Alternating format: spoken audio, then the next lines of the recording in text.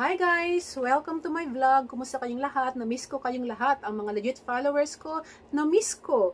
At ang title ng ating vlog ngayon is Hindi ka daw vlogger pag walang basher. Shout out sa mga bashers ko. Pero hindi ako galit sa inyo guys ha. Kasi at least grateful ako. Nandyan kayo, nanonood kayo sa akin. At pag nanood kayo sa akin, syempre, nagkapera ako. Hindi guys, seriously. Hindi ako galit sa inyo kasi nga, kahit pa paano, ganun talaga ganun talaga ang buhay. Merong mga nagugustuhan ang vlog natin, meron din namang hindi.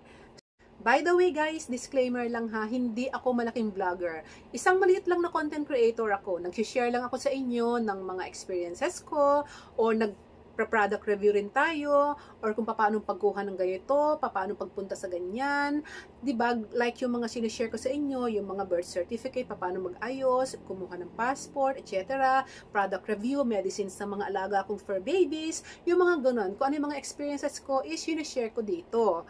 Para naman, meron kayong kahit paano matutunan ng konti, di ba? Magkaroon kayo ng idea. So, ito, paliwanag ko sa mga bashers, guys, kung bakit ang sinasabi kasi nila ganito ay, bakit ang daldal? Sobrang daldal. Ganon.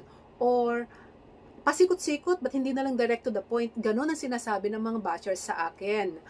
Alam nyo, guys, kasi ganito yon.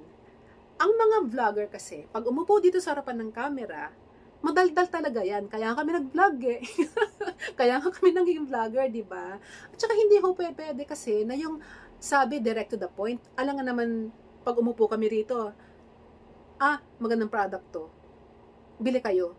Hindi naman po pwedeng ganun. O kaya may sakit yung mga alaga yung aso or pusa. Ay, binigyan ko ng ganito. Bili kayo.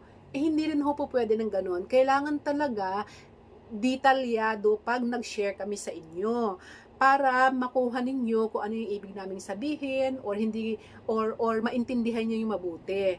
Para kang historian guys may umpisa, may huli. So paano namin i-share ang experiences namin sa inyo kung hindi namin iisa-isahin mula umpisa hanggang huli, di ba? Especially pagka yung mga product reviews. For example, may binili kami isang product na natuwa kami at gusto namin i-share sa madlang people para at least malaman ninyo, di ba? Magkaroon kayo ng idea kung gusto niyo gumamit ng product na ganon. Kailangan lahat ng mga na-experience ko sa product na yon, yung effect niya, kung ano mafe-feel mo, kailangan sabihin lahat sa inyo. Para at least, alam ninyo guys, di ba? Hindi po pwede kasi nasabi, kailangan direct to the point, ang dami-daming sinasabi, ang dami-daming kwento, puro kwento, ganun. Ganun ho talaga.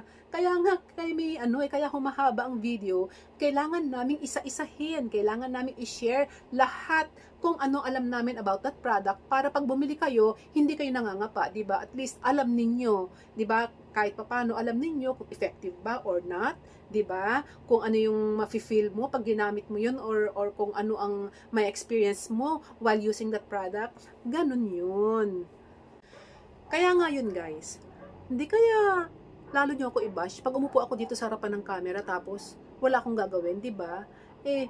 Daldal talaga ako pasensya na kayo guys ha. Madaldal lang talaga ako. Tsaka mahilig akong mag-share ng mga experiences ko dito. Kaya nga ako naging vlogger Kung matatawag mang vlogger, yun ha. Kasi ako, hindi ko naman kino-consider na ang sarili ko as talagang vlogger talaga. Hindi.